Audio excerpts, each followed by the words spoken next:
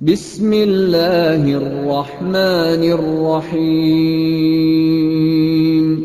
والضحى والليل إذا سجى ما ودعك ربك وما قلى وللآخرة خير لك من الأولى ولسوف يعطيك ربك فترضى ألم يجدك يتيما ونؤمن به ونتوكل عليه ونعوذ بالله من شرور أنفسنا وسيئات أعمالنا من يهده الله فلا مضل له ومن يضلل فلا هادي له وأشهد أن لا إله إلا الله وحده لا شريك له وأشهد أن محمدا عبده ورسوله أرسله بالحق بشيرا ونذيرا اللهم صل على محمد وعلى آل محمد كما صليت على إبراهيم وعلى آل إبراهيم إنك حميد مجيد اللهم بارك على محمد وعلى آل محمد كما باركت على إبراهيم وعلى آل إبراهيم إنك حميد مجيد أما بعد فإن خير الحديث كتاب الله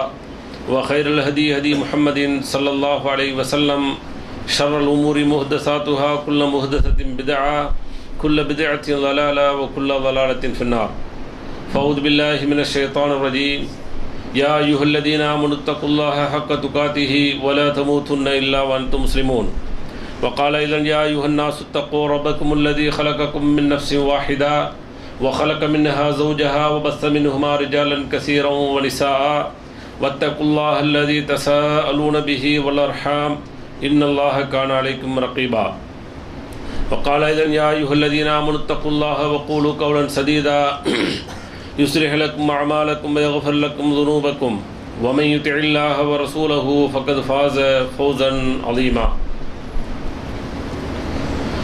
அன்பிற்குரிய எல்லாமல்ல அல்லாஹ்வின் நல்லடியார்களே, அல்லாஹ்வுடைய மாபெரும் கருணையினால் எல்லாமல்ல அல்லாஹ் அவனால் ஒப்புக்கொள்ளப்பட்ட உயர்வான மார்க்கமாக இருக்கக்கூடிய இஸ்லாமிய மார்க்கத்தில் நம்மை எல்லாமாக்கி, அதிலும் குறிப்பாக ஜும்மாவுடைய கடமையை அல்லாஹ்வும் அல்லாஹ்வுடைய தூதர் முஹம்மது ஸல்லல்லாஹு அலைஹி வஸல்லம் அவர்கள் எந்த அடிப்படையில் நடைமுறைப்படுத்த சொன்னார்களோ அந்த அடிப்படையில் நடைமுறைப்படுத்துவதற்காக வேண்டி நாம் எல்லாம் இங்கே கூடியிருக்கின்றோம்.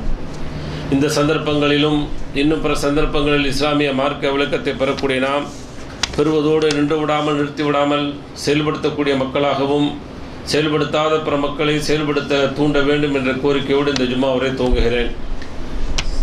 இன்றைக்கு வழங்கப்பட்டுள்ள தலைப்பு மஃபாத்திஹ் ரிக்கத்துல் கல்ப். நம்முடைய உள்ளம் இலகுவான மென்மையான உள்ளமாக இருக்க வேண்டும்.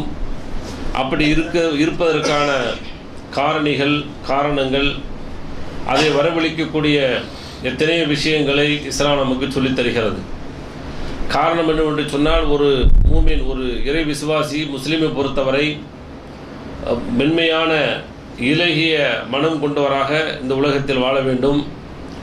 அதன் மூலமாகத்தான் அவன் இந்த உலகத்திலும் மறு உலகத்திலும் வெற்றியை பெற முடியும். மாற்றமாக ஒரு கரடுமுரடான காட்டுமிராண்டித்தனமான கடினமான சித்தமுடையவராக குணமுடையவராகவோ அல்லது உள்ளமுடையவராகவோ இருந்தால் நிச்சயமாக அவர் சொர்க்கம் போக முடியாது என்ற கருத்தை அல்லாஹ்வும் அல்லாஹ்வுடைய தூதர் அவர்களும் நிறைய நமக்கு சொல்லித் தருகிறார்கள்.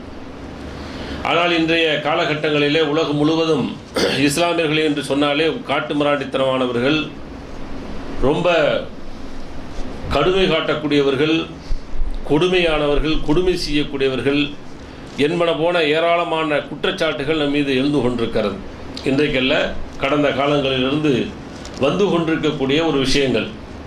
இந்த நேரத்தில் குறிப்பாக இன்றைய காலகட்டங்களில் நாம் அதுபோன்ற குணாதிசயங்களிலிருந்து மாறி நம்முடைய உள்ளங்கள், நம்முடைய சிந்தனைகள் கடினமான சிந்தனைகளாக, கடினமான உள்ளங்களாக இல்லாமல் மென்மையானதாக, இலகியதாக இருக்கின்றது என்பதை இந்த உலகத்திற்கு நாமெல்லாம் பறைசாட்ட கடமைப்பட்டிருக்கிறோம்.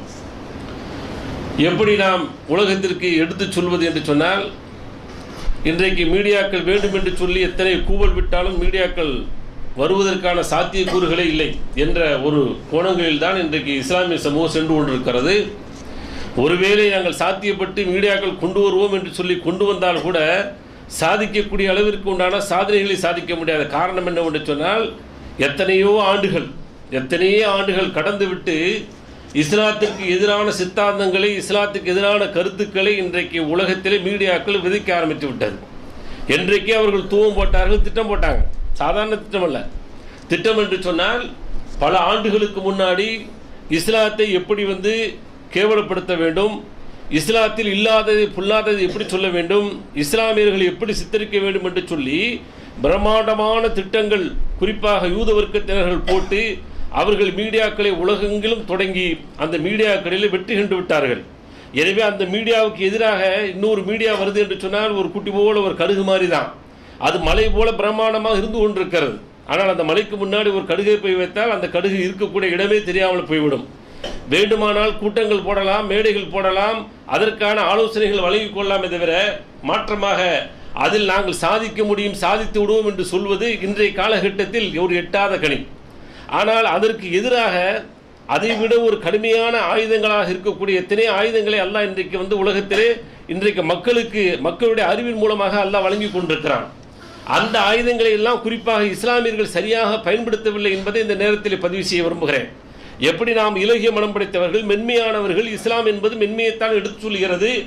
இஸ்லாம் என்பது காட்டுமிராணித்தனமான மார்க்கம் அல்ல, கடினமான சித்தமுடையவர்களாக இஸ்லாமியர்கள் என்றைக்குமே இஸ்லாம் வாழச் சொல்லவில்லை என்ற செய்தியை உலகத்திற்கு நாம் கொடுக்க வேண்டும் என்று சொன்னால் மீடியாக்கள் இல்லை. மீடியாக்கள் என்று சொன்னாலே தொலைக்காட்சிகள் வேண்டும், பத்திரிகை துறைகள் வேண்டும் என்ற எண்ணம் மட்டுமே இருந்து கொண்டிருக்கிறது. ஆனால் அதைவிட ஒரு கூடுதலாக, அதைவிட வேகமாக வளர்ந்து வரக்கூடிய இன்றைக்கு எத்தனையோ மீடியாக்கள் பார்த்தீங்கன்னு சொன்னால் இன்றைக்கு செய்திகளை எல்லாம் குறுஞ்செய்திகளாக, விரிந்த செய்திகளாக மக்கள் மன்றத்திலே ஒரே வினாடியில் எடுத்து செல்லக்கூடிய அளவுக்கு பவர்ஃபுல் வாய்ந்த, சக்தி வாய்ந்த அந்த மீடியாக்கள் இன்றைக்கு வளம் வந்து கொண்டிருக்கிறது. ஃபேஸ்புக்காக இருக்கட்டும், ட்விட்டராக இருக்கட்டும், வாட்ஸ்அப்பாக இருக்கட்டும், அல்லது எஸ்எம்எஸ்ஸாக இருக்கட்டும், அல்லது மெயில்களாக இருக்கட்டும், இது போன்றவைகள் எத்தனை நிரம்பி கிடக்கிறது.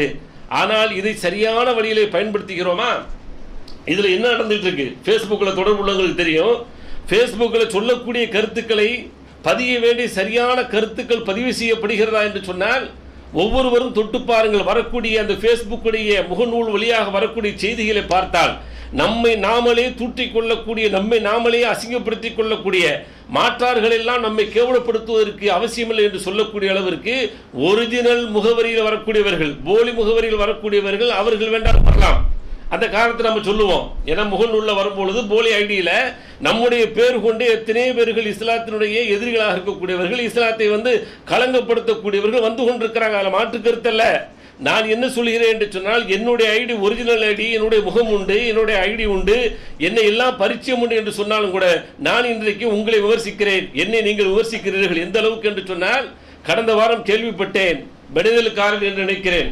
அங்கே என்ன பிரச்சனை என்று சொன்னால் ஒரே ஊர்க்காரர்கள் ஒருவரை மாற்றி ஒருவர்கள் விமர்சனம் செய்து கடைசியில் அவனை போட்டு அடித்து நொறுக்கிறார்கள் என்ற செய்தியை நாம் கேள்விப்படுகிறோம் என்று சொன்னால் அவ பாருங்க, மாற்றார்கள் மட்டுமல்ல, அக்கம் பக்கத்தில் உள்ளவர்கள்லாம் நீங்கள்லாம் என்னடா இந்தியாக்காரங்க, அது குறிப்பாக தமிழ்நாட்டுக்காரங்க இப்படி ஒருத்தனை அடிச்சுக்கிறீங்களே என்று சொல்லி கேவலமாக பேசக்கூடிய அளவிற்கு இன்றைக்கு முகநூலுடைய பரிமாற்றங்கள் போய்கொண்டிருக்கிறது. முகநூலிலே கருத்துக்கள் பதிவு செய்கின்ற பொழுது இஸ்லாம் சொல்லக்கூடிய எத்தனை கருத்துக்கள், ஆழமான கருத்துக்கள், இஸ்லாத்திற்கு எதிரான கருத்துக்கள் எப்படி சொல்லப்படுகிறோ அந்த கருத்தை ஆணித்தரமாக, அழுத்தமாக, நல்ல தகவல்களாக இஸ்லாம் சொல்லக்கூடிய செய்திகளை குர்ஆன் சொன்ன அடிப்படையில் விளக்கி மாற்றார்களும் புரிய வேண்டும், நம் மக்களும் புரிய வேண்டும் என்ற நல்ல எண்ணத்தோடு பதிவு செய்யக்கூடியவர்கள் எத்தனை பேர்கள். ஆனால் கடந்த ஜும்மால கூட சொன்ன சிட்டியில் இன்னைக்கு பரப்பக்கூடிய செய்தி என்ன செய்தின்னு பார்க்காம உடனே ஒரு ஷேர் கொடுத்துறான் அல்லது ஒரு லைக் கொடுத்தா. பெரிய குடும்பங்க, எத்தனை விஷயங்கள் வரக்கூடிய செய்திகள் சரியான செய்தியா என்று கூட பார்ப்பதில்லை.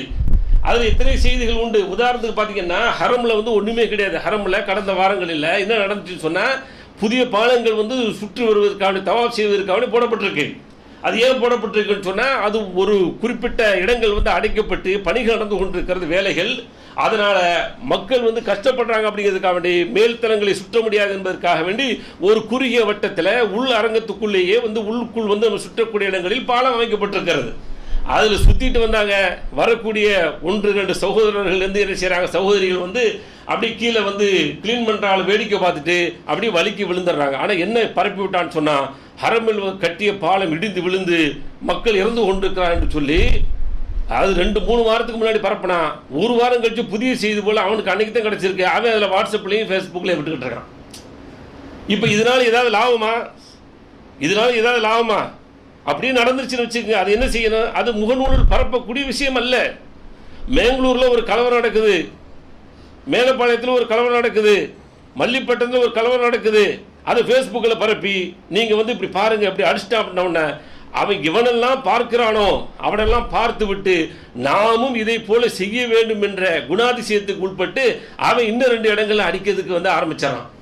நேற்று பாருங்க, சிங்கம் கர்ஜித்தது, மாஷா அல்லாஹ் கர்ஜித்ததான்.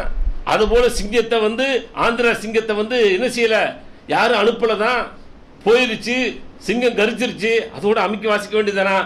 போடாதவன் பாக்கி இல்லைங்க, போட்டுக்கிட்டே இருக்கிறான். கர்ஜித்தது கர்ஜித்தது, என்ன கர்ஜித்தது சொல்லி அந்த பாயிண்ட் பூரா போடுறான். இனி அடுத்த பாப்பா உள்ள விடுவானா? இனி இவரை வந்து கொலை செய்வதற்கு உண்டான திட்டங்கள் வந்து தீட்டப்பட்டிருக்கும். யார் இதுக்கு வேலை வைக்கிறது சொன்னா, நம்மால் பரப்பாதவை யாருமே இல்லை, எல்லா மொழியை சார்ந்தவர்களும்.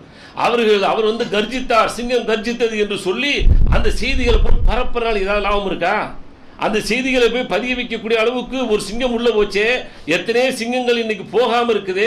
அது போகாததுக்கெல்லாம் காரணம் என்னன்னு சொன்னா, நம்மளை போன்ற மோசமானவர்கள் தானே, நாமெல்லாம் சேர்ந்து அவர்களை அனுப்பவில்லை என்று ஒரு காரணம் தானே, நீங்களும் நானும் விமர்சித்துக் கொண்ட காரணம் தானே, நீங்களும் நானும் ஒற்றுமை இல்லை என்ற காரணம் தானே.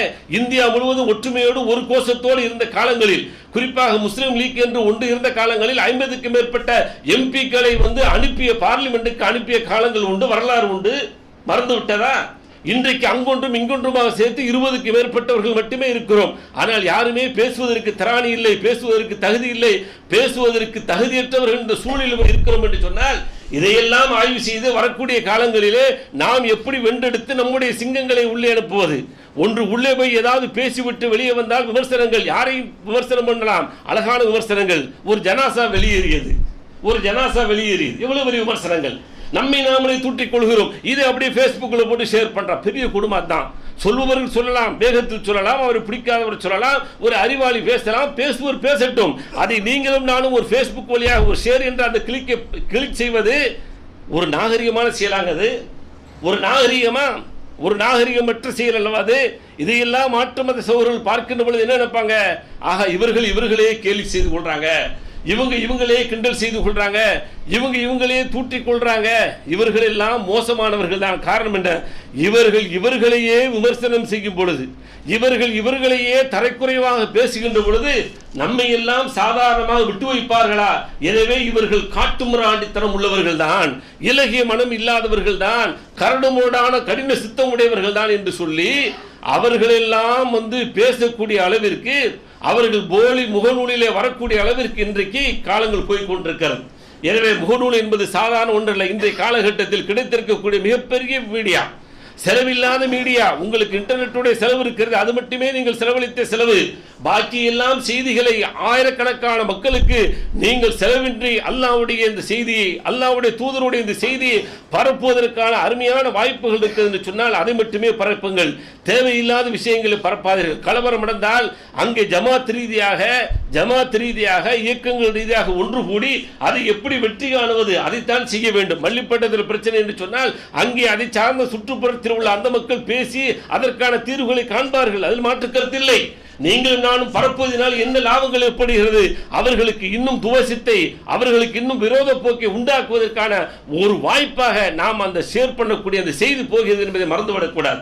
இது மாதிரியான செய்திகளால் எந்த விதமான லாபங்கள் இல்லை. நாம் செய்தி பரப்புகிறோம் என்று சொன்னால் அந்த செய்தியில் என்ன லாபம் இருக்கிறது என்று பரப்ப வேண்டும். அடுத்த செய்தியை பாருங்க. காபத்துல்லாவில் போலீஸ்காரு அந்த ஹஜ்ஜல் அஸ்வத் மேல ஒரு காலை தூக்கி வச்சாராம். அதனால வந்து பனிஷ்மெண்ட் கொடுத்து சொல்லி அதை பரப்புறான். இதுல ஏதாவது லாபம் இருக்கா? நம்மளை அசிங்கப்படுத்துறது இல்லையா? இந்த செய்தியை பரப்பினால் என்ன லாபம் இருக்கு? ஒரு லாபம் இல்லை. இப்படி பார்த்தீங்கன்னா ஏராளமான செய்திகளை குறிப்பாக முகநூலிலே நம்முடைய சகோதரர்கள் பரப்பி கொண்டிருக்கிறோம் என்று சொன்னால் இது தேவையில்லாத விஷயங்கள். அல்லாஹ்வுடைய இந்த மார்க்கத்தை, அல்லாஹ்வுடைய தூதர் சொன்ன செய்தியை அழகான முறையில் மக்களுக்கு கொண்டு போகக்கூடிய வாய்ப்பு இருக்கிறது. அந்த செய்தியை கொண்டு செல்ல வேண்டும் சகோதரர்களே. அப்படியாப்பட்ட ஒரு வாய்ப்பை நம்முடைய அந்த முகநூலாக இருக்கட்டும், வாட்ஸ்அப்பாக இருக்கட்டும், இமெயிலாக இருக்கட்டும், எதிராக இருந்தாலும் சரி, நம்முடைய கருத்துக்கள் அழகான கருத்துக்கள், நம்முடைய சொந்த கருத்து அல்ல, அல்லாஹ்வும் அல்லாஹ்வுடைய தூதர் சொன்ன கருத்துக்களை பரப்புவதற்கு முயற்சி செய்ய வேண்டும். அதனால அல்லாஹ்வும் அல்லாஹ்வுடைய தூதரும் அவர்கள் நம்மை பொறுத்தவரை நல்ல சிந்தனை உள்ளவர்கள், நல்ல சாந்தமானவர்கள், இலகிய மனம் படைத்தவர்கள், இலகிய குணம் கொண்டவர்களாகவே நம்மை அல்லாஹ் வாழ வைக்கிறார். அதனால தான் பொறுமை என்று சொன்னது. ஏன் பொறுமை என்று சொன்னது? கோபம் என்பது ஒரு காட்டுமிராண்டித்தனமானது, கோபம் என்பது ஒரு கடின சித்தம் உள்ளது, கோபம் என்பது கடினமான உள்ளம் உடையவனைத்தான் கோபம் என்ற அந்த கொடூர குணம் இருக்கிறதை காட்டும். ஆனால் கோபம் கொள்ளாதீர்கள். வந்து கேட்டார்கள் அல்லாஹ்வுடைய தூதரிடத்தில், அவுசினி எனக்கு உபதேசம் பண்ணுங்கள், லா தகலப் கோபப்படாதே சொன்னார்கள். மீண்டும் கேட்டார்கள் கோபப்படாதே, மீண்டும் கேட்டார்கள் கோபப்படாதே என்று அல்லாஹ்வுடைய தூதர் சொன்னார்கள். என்று சொன்னால் கோபம் என்பது கஸ்வத்தில் கல்பு என்று சொல்லக்கூடிய ஒரு கடினமான உள்ளம் எவனுக்கு இருக்கிறது அவனிடமிருந்து வர வேண்டியதுதான் கோபம் என்பது. பொறுமை இருக்கிறது பாருங்க, அது மென்மையான இலகுவான குணமுடையவனாக இருக்கிறது. அல்லாஹ்வுடைய தூதர் நபிகள் நாயகம் ஸல்லல்லாஹு அலைஹி வஸல்லம் வாழ்க்கையில் ஏற்பட்ட இன்னல்கள் எத்தனை, ஒன்றா இரண்டா, எத்தனை விஷயங்கள் அவர்களுக்கு அடுக்கடுக்காக வந்தது, எத்தனை சோதனைகள் வந்தது, எத்தனை இழப்புகள் வந்தது. அத்தனை இழப்புகளிலுமே அல்லாஹ்வுடைய தூதர் அவர்கள் எதிரிகளாக யாரையுமே அவர் வந்து என்ன செய்ய கவனத்தில் எடுத்துக்கொள்ளல. எதிரிகளாக கவனித்து அவர்கள் எப்பொழுதுமே பழி வாங்கக்கூடிய அந்த கடினமான உள்ளமுடையவராக அல்லாஹ்வுடைய தூதரை எங்கேயாவது பார்த்திருக்க முடியுமா? ஏதாவது ஒரு சம்பவத்தை நீங்கள் எடுத்து சொல்லுங்கள். அல்லாஹ்வுடைய தூதர்களுடைய வாழ்க்கையில் இப்படி நடந்தது, இது நடந்ததற்காக வேண்டி அவர்கள் தங்களை கடினம் உள்ளவர்களாக மாற்றி தங்களுடைய கோப கண்ணல்களை அவர்கள் மீது தெளித்து அவர்கள் மீது கடினம் செலுத்தினார்கள் என்று சொல்லி எங்கேயாவது சொல்ல முடியுமா? உள்ள நெருங்கி வாங்க, தொழுகும் போது வெளியே போய்க்கலாம், உள்ள நெருங்கி வந்துடுங்க, நல்ல நெருங்கி உட்காருங்க.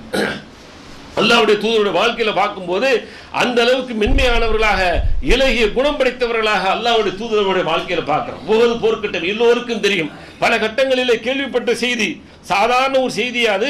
இன்றைக்கு ஒரு தலைவன், இன்றைக்கு ஒரு குடும்ப தலைவனோ அல்லது வந்து ஜமாத்துடைய தலைவரோ அல்லது இயக்கத்துடைய தலைவருக்கு ஒரு சின்ன ஒரு பிரச்சனை, அவரை அவமானப்படுத்தக்கூடிய ஒரு செய்தி அல்லது அவருக்கு மாற்றம் செய்யக்கூடிய ஒரு செய்தி நடந்தால் அங்கு எடுக்கக்கூடிய நடவடிக்கைகள் கடுமையான நடவடிக்கைகளாக அரசியல் தலைவர்களை விட கேவலமாக இன்றைக்கு நடந்து கொண்டிருக்கிறது என்று சொன்னால் அல்லாஹ்வுடைய தூதருடைய வாழ்க்கையில பார்க்கின்ற பொழுது நபிகள் நாயகம் ஸல்லல்லாஹு அலைஹி வஸல்லம் அவர்களுக்கு பெரிய பெரிய சோதனை நடந்தது. ஒரு கட்ட சோதனை உஹது கட்ட சோதனை, உஹது போர்க்களம் நடந்து கொண்டிருக்கிறது. அல்லாஹ்வுடைய தூதர் நபிகள் நாயகம் ஸல்லல்லாஹு அலைஹி வஸல்லம் அவர்கள் எதிரிகளை தாக்குவதற்காக வேண்டி திட்டம் செய்து நேரடியாக போர்க்களத்திலே எதிரிகளோடு அல்லாஹ்வுடைய தூதர் அவர்கள் போர் செய்து கொண்டிருக்கின்ற பொழுது எதிரிகள் இன்னொரு புறத்திலே வருவார்கள், அதிலிருந்து வரவிடாமல் தடுக்க வேண்டும் என்பதற்காக வேண்டி ஒரு சின்ன கணவாயை அடைக்க வேண்டும் என்பதற்காக வேண்டி மலை சின்ன குன்றின் மீது ஏறி நீங்கள் இந்த கணவாய் வழியாக வரக்கூடிய எதிரிகளை நீங்கள் தடுத்து நிறுத்துங்கள். ஆனால் ஒரே ஒரு கண்டிஷன், ஒரே ஒரு நிபந்தனை, வெற்றியோ தோல்வியோ எதுவாக இருந்தாலும் சரி என்னுடைய கட்டளை வராதவரை நீங்கள் வரவே கூடாது என்ற உத்தரவோடு அல்லாஹ்வுடைய தூதர் அவர்கள் அங்கே நிப்பாட்டினாங்க. நடந்தது என்ன விஷயம், நடந்தது என்ன? அல்லாஹ்வுடைய தூதர் அவர்களுடைய கட்டளைக்கு மீறி அங்கே போர்க்களத்திலே அல்லாஹ் முதலாவதாக வெற்றியை கொடுத்து எதிரிகள் எல்லாம் தெரிக்க பல தூரங்கள் ஓடிய பின்னாடி அந்த குன்றில் மீது நின்று கொண்டிருக்கக்கூடிய தோழர்கள் பார்க்கிறாங்க, பார்த்தவொன்னே நமக்கு வெற்றி கிடைத்து விட்டது. ஆனால் கட்டளையை மறந்து விட்டார்கள், வெற்றியை மட்டுமே பார்த்தார்கள்.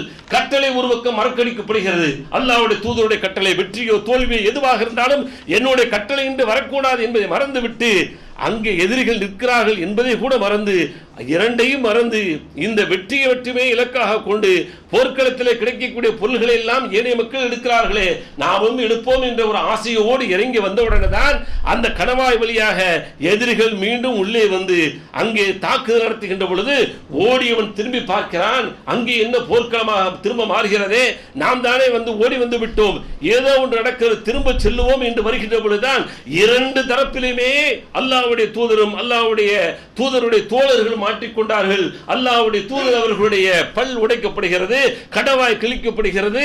அங்கே மயக்கமுற்றக்கூடிய அளவிற்கு அல்லாஹ்வுடைய தூதர் நபிகள் நாயகம் ஸல்லல்லாஹு அலைஹி வஸல்லம் அவர்கள் மயக்கமுற்று விழுகிறார்கள். அங்கே அரண் போல சுவர்கள் போல வந்து ஏனைய தோழர்கள் எல்லாம் அரவணைத்து அல்லாஹ்வுடைய தூதருக்கு பாதுகாப்பு, முகமது கொல்லப்பட்டு விட்டார், முகமது இறந்து விட்டார் என்று சொல்லி செய்தியை பரப்புகின்ற பொழுது அல்லாஹ் செய்தி இறக்குகிறான், வமா முஹம்மதுன் இல்லா ரசூல் கத் ஹலத் மின் கப்லிஹி ரசூல் அஃப இம்மாத அவ் குத்தில இன் கலப்தும் அலா ஆகாபிக்கும். முகமது அவர்கள் அல்லாஹ்வுடைய தூதர், அவருக்கு முன்னால் எத்தனையோ தூதர்களை அல்லாஹ் அனுப்பி இருக்கிறான். முகமது கொல்லப்பட்டு விட்டால் அல்லது மரணித்து விட்டால் நீங்கள் உங்களுடைய பழைய மார்க்கத்தில் சென்று விடுவீர்களா என்ற உரமூட்டக்கூடிய வசனம் இறங்கிய உடனேயே மீண்டும் போர்க்களத்திலே வந்து அவர்கள் உற்சாகம் பெற்று அங்கே போர்க்களத்திலே எதிரிகளோடு போர் செய்தார்கள். இருந்தாலும் 70 நபித்தோழர்களை இந்த 70 நபித்தோழர்களை அல்லாஹ்வுடைய தூதர் அவர்கள் இழந்தார்கள். எவ்வளவு பெரிய இழப்பு! சாதாரண ஒரு இழப்பா? ஒருவரை இழந்தால் இன்றைக்கு எத்தனை நாட்கள் துடித்துக் கொண்டிருக்கிறோம். ஒரு மகனை இழந்து விட்டால், ஒரு மகனை இழந்து விட்டால், ஒரு தந்தை இழந்து விட்டால், ஒரு தகப்பனை இழந்து விட்டால், ஒரு மனைவி இழந்து விட்டால், ஒரு கணவனை இழந்து விட்டால், ஒரு இழப்பு தான் ஒரு குடும்பத்தில். ஆனால் எத்தனை ஆண்டுகள் அந்த இழப்பை நினைத்து நினைத்து வருந்து கொண்டிருக்கிறோம், எத்தனை நாட்கள் வருந்து கொண்டிருக்கிறோம். 70 பேர்கள் என்று சொன்னால் தூண்களாக இருக்கக்கூடியவர்கள், துணையாக நின்றவர்கள், உயிரை கொடுக்கக்கூடியவர்கள், பொருளை கொடுக்கக்கூடியவர்கள், வாய்வழி மட்டும் சொல்லக்கூடியவர்கள் அல்ல, அப்படியே செயல்படுத்தக்கூடிய அத்தனை தோழர்கள் 70 பேர்கள் மரணித்தார்கள் என்று சொன்னால் தாங்க முடியுமா?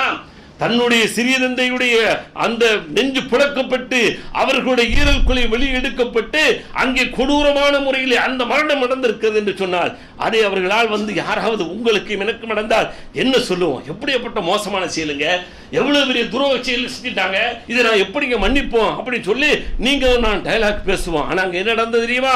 அல்லாஹ் சொல்றான் நபிகள் நாயகம் ஸல்லல்லாஹு அலைஹி வஸல்லம் பார்த்து ஃபபிமா ரஹ்மத்தின் மினல்லாஹ் ஃபபிமா ரஹ்மத்தின் மினல்லாஹ் லின்தலஹும், அல்லாஹ்வுடைய தூதரை பார்த்து சொல்றான், அல்லாஹ்வுடைய அருளின் காரணத்தினால நபியே நீங்கள் மென்மையாக இலகிய குணம் படைத்தவராக இலகிய மனமுடையவராக நீங்கள் அங்கே நடந்து கொண்டீர்கள். கடுமை காட்டல. அல்லாஹ் சொல்றான் வலவ் குன்த ஃபல்லன் கலீலல் கல்பி லன் ஃபல்லு மின் ஹவ்லி. இவ்வளவு பெரிய வார்த்தை சூரத் ஆல் இம்ரான் அல்லாஹ் பதிவு செய்றான். நபியே கடின சித்தமுடையவராக, கடின குணமுடையவராக, கடினமான இதயமுடையவராக அங்கே நீங்கள் வார்த்தையை விட்டிருந்தால் உங்களை சுற்றி மதில் சுவராக இருந்த அவர்கள் லன் ஃபல்லு தெரித்து ஓடி இருப்பார்கள் என்று அல்லாஹ் சொல்லி காட்டுறான். தெரித்து ஓடல, அல்லாஹ்வுடைய தூதருக்கு அங்கே அரணாக நின்றார்கள். அல்லாஹ்வுடைய தூதர் மென்மையாக நடந்து கொண்டார்கள். இவ்வளவு இழப்பு நடந்து கூட, இவ்வளவு பெரிய பேர் இழப்பு நடந்து கூட அல்லாஹ்வுடைய தூதர் அவர்கள் மென்மையாக நடந்து கொண்டார்கள் என்று சொன்னால் நீங்களும் நானும் என்ன மென்மை இருக்கிறது? எவ்வளவு பெரிய கோபங்கள் வீடுகளில் சென்று விட்டால், கணவன் மனைவிக்கு மத்தியில் எவ்வளவு பெரிய பிரச்சனைகள், ஒன்றுமில்லாத பிரச்சனைகள், உப்பில்லா சண்டைகள், தேவையில்லாத சண்டைகள், ஷைத்தான் அதைத்தான் விரும்பி குடும்பங்களில் கொண்டு கொடுக்கிறான். அதிலே பார்த்தீங்கன்னா சண்டையை பார்க்க முடியுது. அண்ணன் தம்பிக்குள்ள சண்டை, அக்கா தங்கச்சிக்குள்ள சண்டை, ஒண்ணுமே இல்லை, சிறிய விஷயங்கள். இவ்வளவு பெரிய இழப்பு உண்டாங்க. அல்லாஹ்வுடைய தூதருக்கு உஹது களத்தில் இவ்வளவு பெரிய இழப்பு இருந்துச்சு. இந்த இழப்புக்கு கூட அல்லாஹ்வுடைய தூதர் கடினமுடையவராக நடக்கவில்லையே, கடின இதயமுடையவராக அவர்கள் தங்களை காட்டவில்லை என்று சொன்னால் நீங்களும் நாங்களும் படிப்படை பெற வேண்டியது இஸ்லாமிய சமூகம். கடின இதயம் நமக்கு இருக்கக்கூடாது, மன்னிக்கக்கூடிய இதயம் இருக்க வேண்டும், மன்னிக்கக்கூடிய பண்பு இருக்க வேண்டும், இலகிய மனம் இருக்க வேண்டும். அதைத்தான் இஸ்லாம் விரும்புகிறது. இப்படி எண்ணற்ற செய்திகளை அல்லாஹ்வுடைய தூதருடைய வாழ்க்கையில பார்க்கிறோம். அதனால தான் ஒரு தடவை ஆயிஷாமா உட்கார்ந்து இருக்கிறாங்க. வரும் பொழுது யூதர்கள் வந்தார்கள், சொன்னார்கள் அஸ்ஸலாமு அலைக்கும். எவ்வளவு பெரிய வார்த்தை! நீங்களும் நானும் ஏற்றுக்கொள்ளக்கூடிய வார்த்தையா? தனி மனிதனுக்கு ஏற்பட்டாலும் சரி, சமூகத்துக்கு ஏற்பட்ட பொழுதும் சரி, அங்கே பொறுமையை நிதானத்தோடு கடைபிடித்து இலகிய மனமுடைந்தவராக அல்லாஹ்வுடைய தூதருடைய வாழ்க்கை இருந்தது. அஸ்ஸலாமு அலைக்கும் எவ்வளவு பெரிய வார்த்தை! நீங்களும் நானும் விரும்புவோமா? உங்களுக்கு மரணம் ஏற்படட்டும், எவ்வளவு பெரிய வார்த்தை! அஸ்ஸலாமு அலைக்கும் என்று சொன்னார்கள். அல்லாஹ்வுடைய தூதர் ஒன்றுமே சொல்லவில்லை. நீ சொல்கிறாயா, நீ சொல்லதை புரிந்து விட்டேன், உனக்கு மறுமொழி போகிறேன், அழைக்கும் என்று திரும்ப சொன்னார்கள். வேறு ஒன்றுமே சொல்லவில்லை. எவ்வளவு பெரிய அழகிய நடைமுறை, எவ்வளவு பெரிய அழகிய வழிமுறை! அவன் ஒன்று செய்கிறான் என்று சொன்னால் அவனுக்கு எதிராக ஒரு செருப்பை விட்டு இருந்தால் என்ன செய்வது? நாம் மனத்தை கொண்டு கொட்டுவதா? இல்லை. செருப்பை இருந்தால் செருப்பை எடுத்து வெளியிலே போட்டு, இந்த பாவுடைய செருப்பு தெரியாமல் நீ வீசி எறிந்து விட்டாய், இதை காலில் மாட்டி செல், இல்லை என்று சொன்னால் உன்னுடைய கால் ரணமாகிவிடும், ரதம் ஏற்பட்டுவிடும், புண்ணாகிவிடும் என்று சொல்லி அவனை பிடித்தால் அந்த புன்மனமுடையவனுடைய அந்த மனம் இருக்கிறது மாறுவதற்கு வாய்ப்பு இருக்கிறதா இல்லையா? அதான இஸ்லாம் சொல்லுது. அவன் பன்னியுடைய மலைக்குடலை கொண்டு வைக்கிறான், பன்னியை கூட்டி சதையை கொண்டு போடுறான் அப்படின்னு சொன்னா அதுக்கு ரோசப்பட்டதை எடுத்து நீ சாப்பிட்றதா சாப்பிடுப்பா, யாரோ தேவையில்லாம தெரியாம கொண்டு வந்து வச்சுட்டாங்க அப்படின்னு சொல்லி அப்படியே மாற்றுகின்ற பொழுது அவன் கடினமுடையவனாக எதிர் இருக்கின்ற பொழுது அந்த எதிருடைய மனம் மாறுவதற்கு வாய்ப்பு இருக்கிறது. இந்த காலகட்டங்களில் அவசியமான ஒரு சூழல். காரணம் என்ன சொன்னால், பதவிகள் யாரோ ஆள்கிறார்கள், ஆட்சிகள் யாரோ ஆள்கிறார்கள். மேல்மட்டத்தை பொறுத்தவரை அவர்கள் அதாவது உலகத்திற்கு காட்டுவார்கள், நாங்கள் எல்லாம் முஸ்லிம்களுக்கு வேண்டப்பட்டவர்கள், முஸ்லிம்களுடைய வாழ்வாதாரத்திலே சரியான முறையை கடைபிடிக்க வேண்டும் என்ற ஆர்வம் எனக்கு உண்டு என்ற போலி வாதங்களோ போலி வார்த்தைகளே சொல்லுவார்கள்.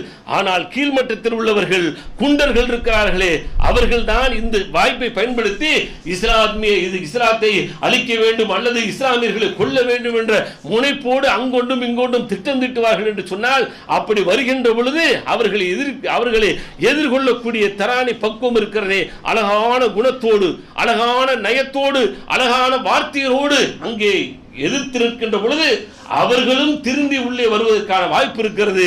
இங்கே என்ன நடக்கிறது? அஸ்ஸலாமு அலைக்கும் என்று சொன்ன உடனே வலைக்கும் என்று சொன்னார்கள். ஆனால் ஆயிஷாமா பாருங்க, நம்மள மாதிரி அங்க நடக்கிறது. ஆனால் அல்லாஹ்வுடைய தூதர் உங்களுக்கு அழகில்ல சொன்னார்கள். உடனே ஆயிஷாமா சொன்னாங்க, வலானக்கும் உங்களுக்கு அல்லாஹ்வுடைய சாபம் ஏற்படட்டும் என்று சொல்லி அங்க உடனே சொல்றாங்க. உடனே அல்லாஹ்வுடைய தூதர் அவர்கள் சொன்னார்கள், அலைக்கும் யா ஆயிஷா பிர்ரஃபிக், ஆயிஷாவே உனக்கு மென்மையை கொண்டு உபதேசம் செய்கிறேன், நீ மென்மை இல்லாதவளாக நடந்து கொள்ளாதே என்று அல்லாஹ்வுடைய தூதர்கள் அங்கே கண்டிக்கிறார்கள். எதிரி உனக்கு சாவு உண்டாகட்டும், உனக்கு நாசம் உண்டாகட்டும், உனக்கு மரணம் உண்டாகட்டும் என்ற கேடான ஒரு வார்த்தையை சொன்ன பொழுது கோபம் தாங்காமல் தன்னுடைய கணவர் மீது இவ்வளவு பெரிய வார்த்தையை சொல்லிவிட்டாயா, வலானக்கும் உனக்கு சாபம் ஏற்படட்டும் என்று சொன்ன உடனேயே அலைக்கும் பிர்ரஃபிக், ஆயிஷாவே உன் மீது இலகுவான தன்மையை கொண்டு போதிக்கிறேன், எனவே நீ அப்படி சொல்லாதே என்று சொன்ன உடனே அல்லாஹ்வுடைய தூதரே என்ன சொன்னா வந்தவன் பாத்தீங்களா, நான் என்ன சொன்னேன் பாத்தியா? பார்த்தேன். என்ன சொன்னேன்? வலைக்கும் நீ சாவு உனக்கு உண்டாகட்டும் சொன்னிய மரணம், அந்த மரணம் உனக்கு உண்டாகட்டும் என்று சொல்லி என் வாயால் நான் சொல்லிவிட்டேன் ஆயிஷா, இது போதாதா என்று நபிகள் நாயகம் ஸல்லல்லாஹு அலைஹி வஸல்லம் புரிய வைத்தார்கள் என்று சொன்னால், அல்லாஹ்வுடைய தூதருடைய வாழ்க்கையில் இலகிய மனத்தோடு எவ்வளவு பெரிய சோதனைகளை எதிரிகள் கொடுத்தாலும் அதை மன்னிக்கக்கூடிய குணாதிசயத்தோடு அல்லாஹ்வுடைய தூதரவர்கள் வாழ்ந்திருக்கிறார்கள். நம்மையும் வாழ சொன்னார்கள். சகோதரர்களே, அந்த இலகிய மனம் எங்களுக்கு எங்க போச்சு? அந்த இலகிய மனம் வருவதற்கான அந்த திறவுகோள்கள் எங்கே போனது? இலகிய மனத்தை வரவு வளைக்கக்கூடிய வாய்ப்புகள் எங்கே போனது? நாயை கூட அல்லாஹ்வுடைய தூதரவர்கள் கொல்ல சொல்லவில்லை. கொல்ல சொன்னார்களா? ஒரு நாய் ரோட்டில் போயிட்டு இருக்குன்னு சொன்னா கல்லால் எடுத்து அடிங்கன்னு சொன்னாங்களா? ஒரு ஓனான் போய் கொண்டிருக்கு சொன்னால் அந்த ஓனானை அடிக்க சொன்னார்களா? ஒரு பூனை போய் கொண்டிருக்கு சொன்னால் அந்த பூனையை அடிக்க சொன்னார்களா? அப்படியே அடிக்க சொல்லவில்லை என்று சொன்னால், ஒரு RSS காரன் போறான், ஒரு இந்துத்துவ சக்தி போறான்னு சொன்னா அவனை இஸ்லாம் என்னைக்கு அடிக்க சொல்லி இருக்குமா? தேவையில்லாமல் சீண்டு சொல்லுமா? தேவையில்லாமல் அடிக்க சொல்லி இருக்குமா?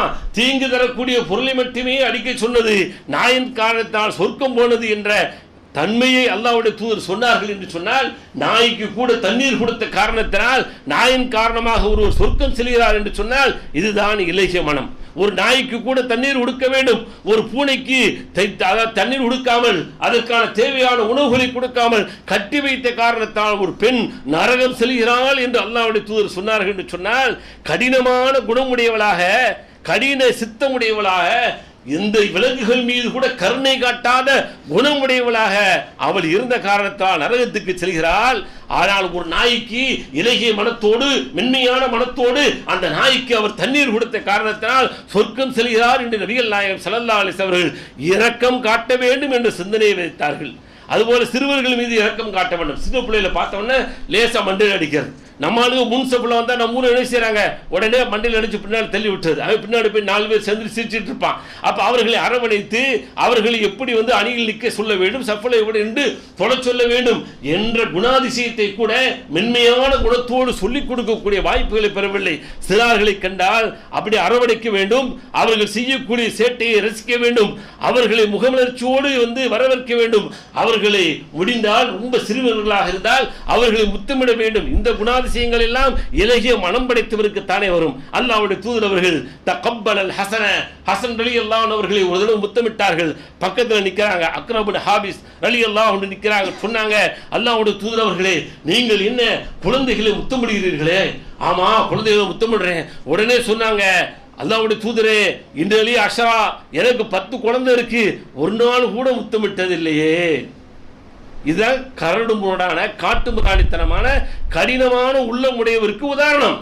என்ன சொல்றாரு? 10 குழந்தை இருந்துச்சு, ஒரு நாள் கூட அந்த குழந்தைகளுக்கு முத்தமிட்டது இல்லையே என்று சொன்ன உடனே தான் மல்லா யர்ஹம் லா யுர்ஹம், யார் இரக்கம் செய்யவில்லையோ காட்டவில்லையோ அவர் இரக்கம் காட்டப்பட மாட்டார் என்று அல்லாஹ்வுடைய தூதர் எச்சரித்தார்கள் என்று சொன்னால், குழந்தைகள் மீது அன்பு செலுத்த வேண்டும், குழந்தைகளை அரவணைக்க வேண்டும், குழந்தைகளை புன்முகத்தோடு வரவேற்க வேண்டும். அவர்கள் எவ்வளவு சேட்டைகள் செய்தாலும் சரி, என்னென்ன சேட்டைகள் செய்தாலும் சரி, அதை புன்முறுவலோடு சந்தோஷமாக வரவேற்க வேண்டும், அவர்களை முத்தம் குஞ்ச வேண்டும் என்ற பண்பெல்லாம் இலகிய மனத்திற்கு சொந்தம்.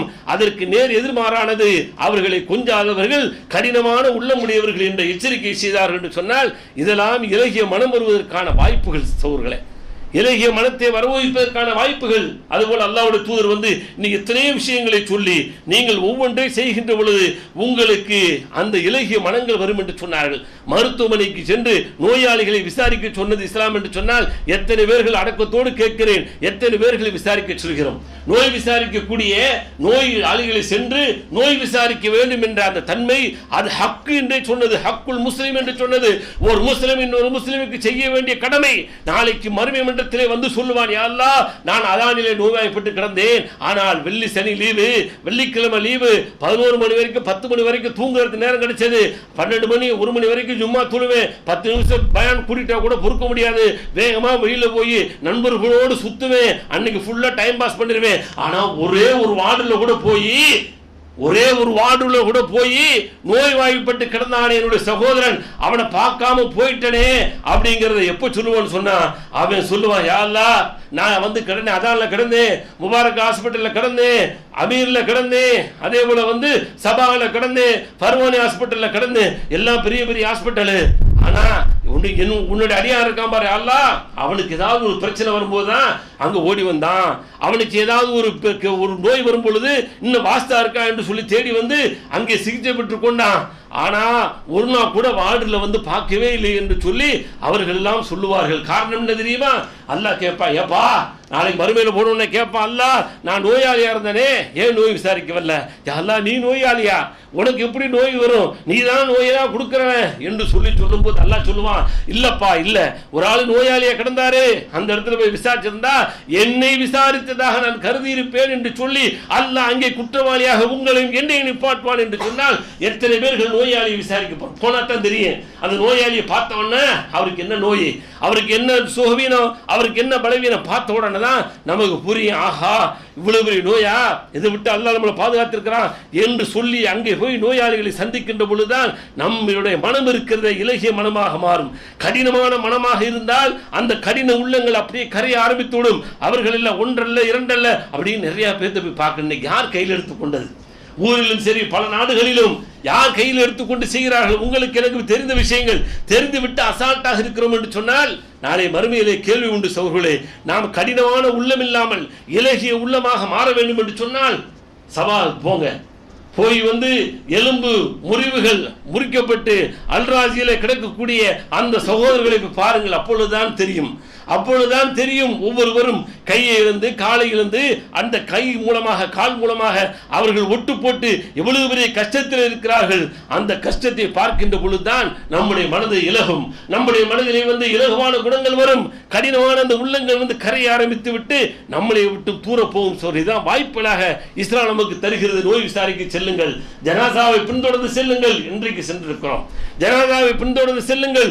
சென்று நீங்கள் ஜனாசா தொழுகையில் கலந்து கொண்டு அதை அடக்கம் செய்வரை இருந்தால் 2 கீராத் பிரம்மாண்டமான 2 மலையளவு நன்மை உண்டு என்று அல்லாஹ்வுடைய தூதர் சொன்னார்களே. எதற்கு சொன்னார்கள்? இப்பொழுது 3 மணிக்கு 3:30 மணிக்கு நீங்கள் அகமதி கார்டனுக்கு போனீங்கன்னு சொன்னா உங்களுக்கு ஒரு 5 தினார்கள் அல்லது 25 தினார்கள் உங்களுக்கு உண்டு என்று சொன்னால் குவைத்தில் உள்ள எல்லா கூட்டமும் அங்க போய் இன்னைக்கு 5 போக மாட்டோம். 5 ஒரு பெரிய விஷயம் இல்லை. 25 கேடி ஒரு 50 கேடி உங்களுக்கு 3:30 மணிக்கு போய் நின்றான்னு சொன்னா குவைத்தில் உள்ள ஏழை பணக்காரன் 1000 தினார் சம்பாதிக்கிறவரும் 50 தினார் சம்பாதிக்கிற எல்லாரும் விதிவிலக்கு இல்லாம போய் நிற்பான். ஒரு சில விட விதிவிலக்கா இருக்கலாம், அதுதானே யதார்த்தம். இன்னும் 50 தினார் கிடைக்குது, 100 தினார் கிடைக்குது, ஓடி போய் வரிசையில் நிற்போம். 100 பேர்த்துக்குன்னு சொன்னா அந்த 100ல் நான் ஒருவனாக இருப்பேன், 1000 பேர்த்துக்கு சொன்னா 1000ல் நான் ஒருவனாக இருப்பேன் என்று சொல்லி ஓடுவோமே.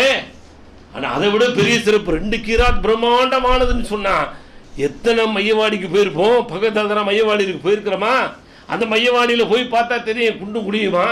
எத்தனை ஜனாசாக்கள் அடக்கம் செய்கின்ற போது தொழுகையில் கலந்து விட்டு கலந்து 3வது தக்பீர் கட்டிய உடனேயே அல்லாஹ் மஃபில்லஹு வர்ஹமஹு வஅஃபு அன்ஹு வஅக்ரிம் நுஸுலஹு என்று ஓதுகின்ற பொழுது நம்மை அறியாமல் கரைந்து நம்முடைய உள்ளம் கடினமான உள்ளம் இருந்தால் கரைந்து மென்மையான இலகுவான உள்ளமாக மாறி நாளை நான் இவரை போல ஒரு ஜனாசாவா ஆக போறேன், இவரை போல ஜனாசாவாக விட்டு ஆகல அங்கு அடக்கம் செய்யக்கூடிய இடத்துக்கு சென்று இந்த குழியில் தான் வைக்க போறாங்க.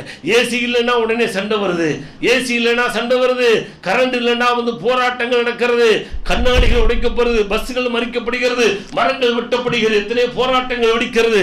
இந்த உலகத்தில் ஒரு சின்ன ஒரு சோதனை வந்துட்டா, ஒரு கரண்ட் இல்ல, ஒரு இல்ல, ஒரு குளிர்ந்த தண்ணி இல்ல, ரூம்ல போறா குளிர்ந்த தண்ணி இல்லடா, என்னடா நீ எந்த உலகத்திலடா இருக்க, ஒரு குளிர்ந்த தண்ணி இல்லாம கூட இருக்கிற என்று சொல்லி விமர்சனங்களை பார்க்கிறோமே. அந்த கபர் இருக்கிறதே 6 அடி, யாருக்குமே வித்தியாசம் இல்லை. எந்த மன்னராக இருந்தாலும் சரி, எந்த மன்னனாக இருந்தாலும் சரி, எல்லாரையும் உள்ளே அடக்கம் செய்யக்கூடிய அந்த இடம். நீங்கள் நானும் சொகுசாக அறையிலே நல்ல குளிர் சாதன பெட்டி அடங்கிய அந்த அறையிலே உட்கார்ந்து இருக்கிறோம், பள்ளியில் கூட குழு குழு என்று இருந்து கொண்டிருக்கிறோமே. ஆனால் அந்த மண்ணறையில போய் வைக்கின்ற பொழுது மனம் பார்க்கும். மனம் கடினமான மனமாக இருந்தால் அதிலிருந்து இலகிய மனமாக மாறும். அதனால் தான் சொன்னார்கள், அடக்கத்தில் மட்டும் கலந்து கொள்ளாதீர்கள், அடக்கத்தில் மட்டும் கலந்து கொள்ளாதீர்கள், தொழுகையிலும் கலந்து கொள்ளுங்கள், தொழுகையிலும் கலந்து அடக்கத்திலும் கலந்து கொள்ளுங்கள். இரண்டையும் சேர்த்தால் 2 பிரமாண்டமான மலையளவுக்கு நன்மை கிடைக்கும் என்று சொன்னார்கள். என்று சொன்னால் இலகிய மனம் வேண்டும் என்று சொன்னால் ஜனாசாவில் கலந்து கொள்ள வேண்டும். இலகிய மனம் வேண்டும் என்று சொன்னால் அல்லாஹ்வுடைய தூதர் சொன்னார்கள், நீங்கள் ஏழைகளுக்கு உணவு கொடுக்க வேண்டும்.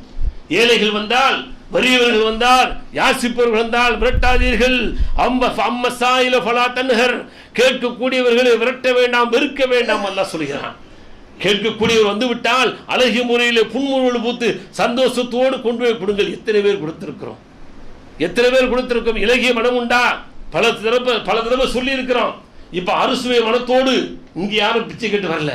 இப்ப ஊர்ல வந்து என்ன செய்வோம், எல்லாம் அறுசுவையோடு நல்ல மனமாக உட்கார்ந்து சாப்பிட்டுக்கிட்டு இருக்கும்போது அங்கே வந்து மிஸ்கின் 1 மணி 2 மணிக்கு வந்து கதவை தட்டி பசிக்கிறது அம்மா சாப்பாடு கொடுன்னு சொன்ன உடனே யாராவது தனக்கு முன்னால் தட்டிலே போட்டு பரிமாறுவதற்காக வேண்டி வைக்கப்பட்டுள்ள அந்த உணவையும் சாலாமையும் எடுத்துக்கொண்டு கொட்டியவர்கள் வரலாறு உண்டா?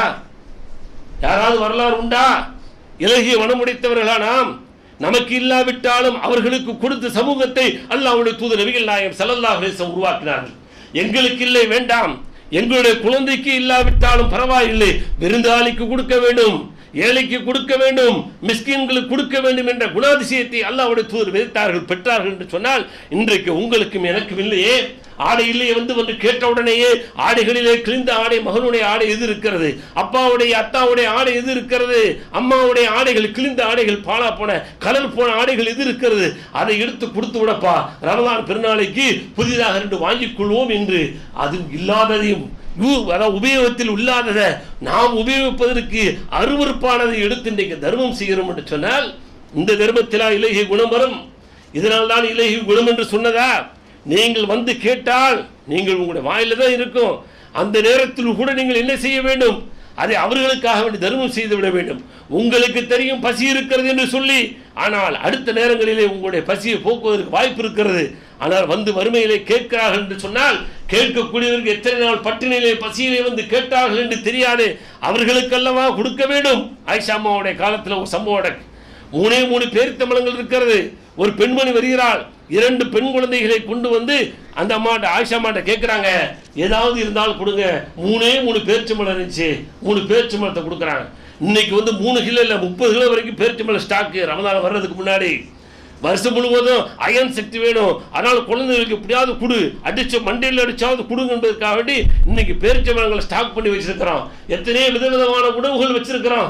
3 பேரிச்சம்பழம் இருந்துச்சு, அல்லாஹ்வுடைய தூதர் கொடுத்தேன். கொடுத்த உடனே ஒரு பேரித்தம்பழத்தை ஒரு குழந்தைக்கும், இன்னொரு பேரித்தம்பழத்தை இன்னொரு குழந்தைக்கு அந்த அம்மா கொடுத்து விட்டு 3வது பேரித்தம்பழத்தை எடுத்து அப்படியே இரண்டாக பிளந்து தன்னுடைய வாயில் வைக்க போன பொழுது இந்த ஒரு பேரித்தம்பழத்தையும் சாப்பிட்ட குழந்தைகள், அம்மா எனக்கு இதையும் தாய் என்று கேட்டது. அந்த நேரத்தில் அந்த தாய் அந்த கீற்றை பிரித்ததை இந்த குழந்தைக்கு ஒன்றாக அந்த குழந்தைக்கு ஒன்றாக கொடுத்தால். அல்லாஹ்வுடைய தூதரே, இதை பார்த்து நான் நெகிழ்ந்து விட்டேன் என்று ஆயிஷா ரலியல்லாஹு தஆலா சொன்னார்கள். இதுதான் அந்த சமூகம். அந்த சமூகத்துக்கு தனக்கு இல்லை என்று சொன்னாலும் எடுத்து கொடுத்தது என்று சொன்னால் இன்றைக்கு நாமும் கொடுக்கிறோம். எதை கொடுக்கிறோம்? அல்லாஹ்வுடைய மார்க்கத்திற்காக வேண்டி, அல்லாஹ்வுடைய மார்க்கத்தில் உண்டான இந்த ஏழைகள் வந்து கேட்கின்ற பொழுது ரமலானுக்கென்றே இப்பொழுது சில்லறைகளை மாற்றி வைக்கக்கூடிய கூட்டங்களாக இருந்து கொண்டிருக்கிறோம். சில்லறை கூட்டங்கள் வரும். அவர்கள் சில்லறை கூட்டங்களா? அல்லாஹ்வுடைய தூதர் சொல்றாங்க, நாளைக்கு மறுமையில வந்து அல்லாஹ் சொல்வான், மனிதா நான் வந்து பசித்திருந்து உன்ட்ட வந்து உணவு கேட்டேனே, அந்த நேரத்தில் ஏப்பா நீ கொடுக்கல. அப்பயே தான் பதில் சொல்லுவோம், யா அல்லாஹ் நீ பசித்திருந்தியா, நீ தானே எங்களுக்கெல்லாம் உணவு கொடுத்து எப்படி பசித்திருப்ப? இல்லை ஒரு ஆள் வந்து கேட்டார்ல, அந்த நேரத்தில் நீ உணவு கொடுத்திருந்தா எனக்கு கொடுத்ததாக கருதி இருப்பேன் என்று சொல்லி அல்லாஹ் சொல்வதாக நபிகள் நாயகம் ஸல்லல்லாஹு அலைஹி வஸல்லம் சொல்றாங்கன்னு சொன்னா, இலகிய மனம் வேண்டும் என்று சொன்னால் ஏராளமான செய்திகளை இஸ்லாம் பதிவு செய்திருக்கிறது. எனவே இலகிய மனமுடையவர்கள், இலகிய மனம் படைத்தவர்கள், மென்மையான குணமுடையவர்கள், பொறுமை உடையவர்கள் என்பது உலகத்துக்கு எடுத்துக்காட்டும் முகமாக நாம் இந்த உலகத்தில் வாழ வேண்டும். அவர்கள் ஏராளமான செய்திகளை அல்லாஹ்வும் அல்லாஹ்வுடைய தூதரும் சொல்லி இருக்கிறார்கள். அதுபோன்ற குணாதிசயங்களை வருவதற்கான வாய்ப்புகளை வரவழைக்க வேண்டும். எந்த நிலைமையிலும் ஒரு முஸ்லிம் கடின சித்தம் உள்ளவராக, கோபம் உடையவனாக, கொடும் குணமுடையவனாக இருக்கக்கூடாது என்பதை புரிந்து அல்லாஹ்வுடைய தூதரவர்கள் இந்த உலகத்தில் வாழ்கின்ற பொழுது மென்மையின் இலக்கணமாக வாழ்ந்துவிட்டு சென்றார்கள். அப்படி யார் மென்மையை கடைபிடிக்கிறார்களோ அவர்களுக்கு சொர்க்கம் உண்டு என்ற சுப செய்தியும் சொல்லியிருக்கிறார்கள் என்பதை புரிந்து இலகிய மனத்தோடு வாழ்வோம். இலகிய மனமுடையவர்களாக நம் யாவரையும் எல்லாம் வல்ல அல்லாஹ் ஆக்கி அருள்வானாக. வாஹிர் தாவானா அல்ஹம்துலில்லாஹி ரப்பில் ஆலமீன்.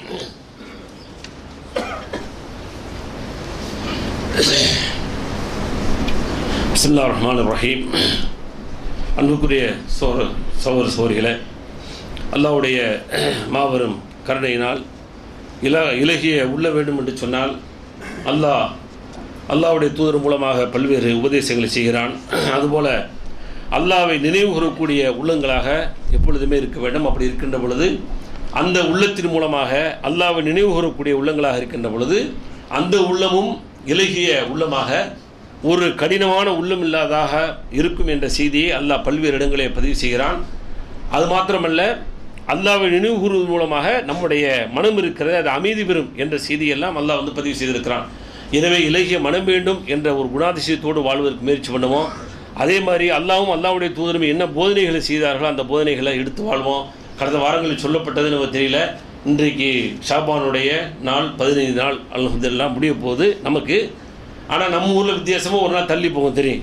ஆனால் பார்த்தீங்கன்னா இன்றைக்கி நைட்டில் இருந்தே பயங்கரமாக இன்னும் இப்போ காலையில் இருந்தே ரெடியாக இருப்பாங்க. எதுக்காக சொன்னால் எல்லா பிதுகத்துகளும் அரங்கேற்றுவதற்காக வேண்டி எதெல்லாம் அல்லாஹ்வுடைய தூதர் சொல்லி அதை பூரா செய்கிற செய்தான் அப்படி தாங்க அலங்கரிக்கிறான்.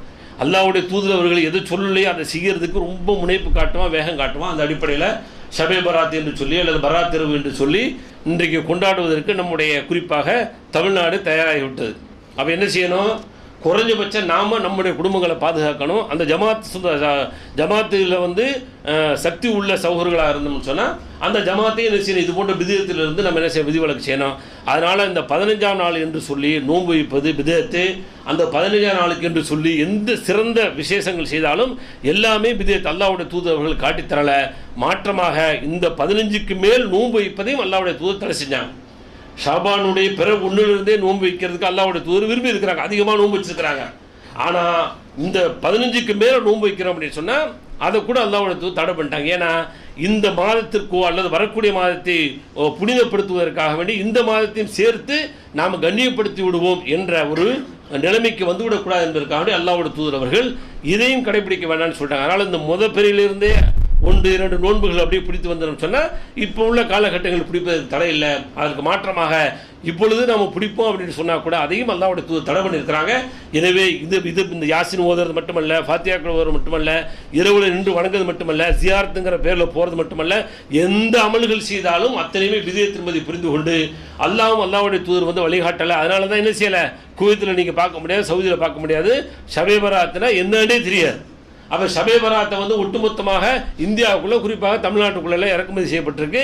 அந்த பிதுகத்துகளை செய்யாமல் நம்முடைய குடும்பத்தையும் இன்ஷா அல்லாஹ் பாதுகாத்து அடுத்து வரக்கூடிய ரமலானுக்காக அப்படின்னு இன்ஷா அல்லாஹ் தயார் செய்வோம். வரக்கூடிய வாரங்களில் ரமலானை குறித்து செய்திகள் இன்ஷா அல்லாஹ் பரிமாறி அந்த ரமலானுக்கு தயாராகி அல்லாஹ்வுடைய அருள் நிறைந்த அந்த மாதத்தில் அருளை பெறுவதற்கு முயற்சி செய்வோம். எல்லாம் அல்லாஹ் அப்படிப்பட்ட நல்ல மக்களாக நம் யாவரையும் ஆக்கி அருள்வானாக. வாஹிர் தாவானா அல்ஹம்துலில்லாஹி ரப்பில் ஆலமீன். அஸ்ஸலாமு அலைக்கும் வரஹ்மத்துல்லாஹி வபரகாத்துஹு.